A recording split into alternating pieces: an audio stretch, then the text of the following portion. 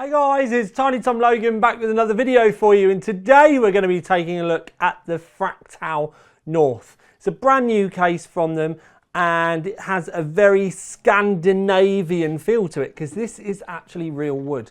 Now it comes in both black and white models. I've obviously got the white model, but you can get a tempered glass side or just a perforated metal side for extra airflow. The one I've got here today is £135. Now, it's got to be time for us to get busy and have a good old-fashioned TTL review. Okay, so we always start at the top and at the front, and you have a power switch here, no reset switch, but you do have a couple of USB-A's, which are USB 3.2 Gen 2, USB-C up here, separate headphone and microphone, and this little line up here is actually the power on light indicator, however you'd like to put it. Now you can see on the case it's actually got a really nice curved gradient throughout, which follows all the way through. It's curved all the way down the side of the case.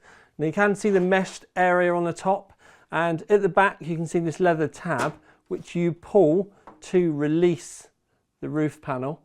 It's got some grey plastic underneath. Now this is really the first time we've seen the dark grey interior, and I do have to stress white with a dark grey interior is so much nicer than white with just a black internal. It shows they've made a bit of effort, and I actually like the fact that they've not just gone white with it, because the grey is beautiful, and I really do hope we see much more dark grey like this in the future.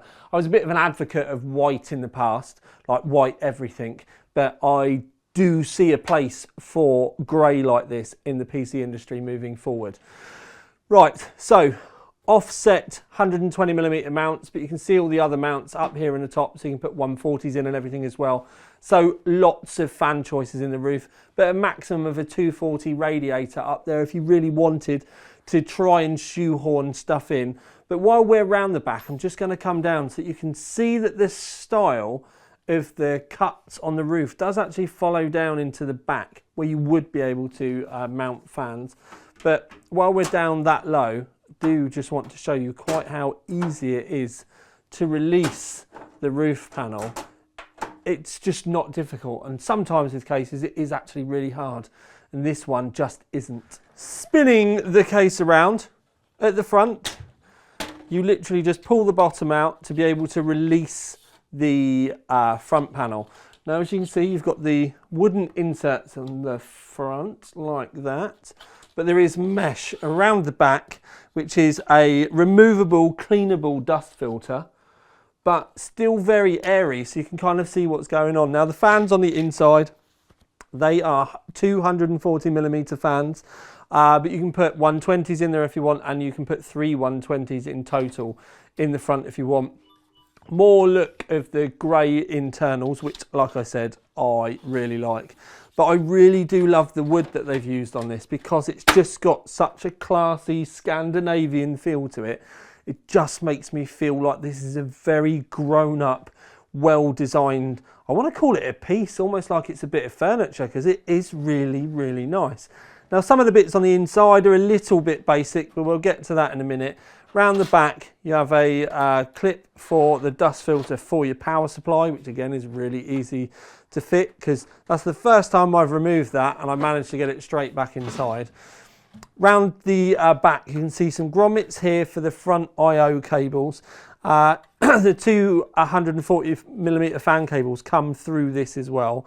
You've got 2 large grommets on this side, lots of cable tie down points, but weirdly the only place to put cables through along the top is up here for the 8-pin CPU. So if you wanted to put cables through from an AIO or anything like that, it all has to come up on this top right hand section. It kind of makes me feel like there's an area missing up here that we needed a grommet to be able to pass other stuff through, and it's just not there, and I'm just not sure about it. I'm going to change the light for you just so that you can see, but I can't help but think there should have been more going on at the top. Like there should have been another cutout there. One of the other things that we can look at though is that it's obviously got lots of tie down points, as I've already said. There is a dual 2.5-inch hard drive mount there on the back, which is one piece, which is nice. And then hidden underneath all the cables, there is two 3.5-inch hard drive mounts.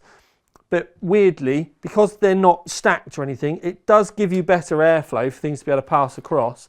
But it also does mean that there's no real place for us to be able to hide the cables out of sight. When we go around to the other side though, zooming out so that we can have a better look, you can see we've got the large glass panel, which I'm just about to pop off. But here is the section. Now there's a hard drive cage that sits here, and this is all open. Now obviously this is so you can put a radiator in, but it does mean if you're not careful with your power supply cables, they are going to show through. And as the camera kind of adjusts, it gives you a better idea on what I'm on about. So you can see right the way through. And I just think, like, I'm always asking for these bits to be covered. When you've got a mechanical at the bottom, I think even more so it's needed. Now, you can see that there are a couple of cable routing holes towards the back, and you can also see the mesh for the power supply here, so you can run the power supply either way, and there's no real right or wrong way of doing it. Another look this time. So you can see where the 8-pin cable comes through, because you can see the light that's peering through from up here from the back of the studio. But then when we pan across, you can see that there's no other grommets above the motherboard at all. And it does just make me feel like that's been a little bit missed out.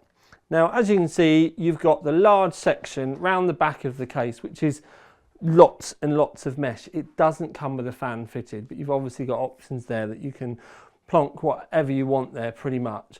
I love the mesh design though. It's quite simplistic, but is going to work very well. Again, I really do like the grey, and randomly this section at the front, I kind of really like that as well. Rather than having a full blown window there, cutting a little bit off, it still does, it just screams Scandinavian to me, and I can't help but stress that I really like it. Now, on to performance. It actually sat pretty much middle of the graphs. It didn't matter whether we put the fans to 1000 RPM or the max of 1850. The thing to stress here is we didn't add a fan in the back because it didn't come with one, and we generally don't like doing it. But also, it didn't have an AIO in it. We stuck with the standard test equipment that we always do, and that's just a CPU air cooler. So the CPU temps were pretty good, even though it didn't have that in the back, and the graphics card temps probably wouldn't be affected by this too much because it's being force fed from the air at the front.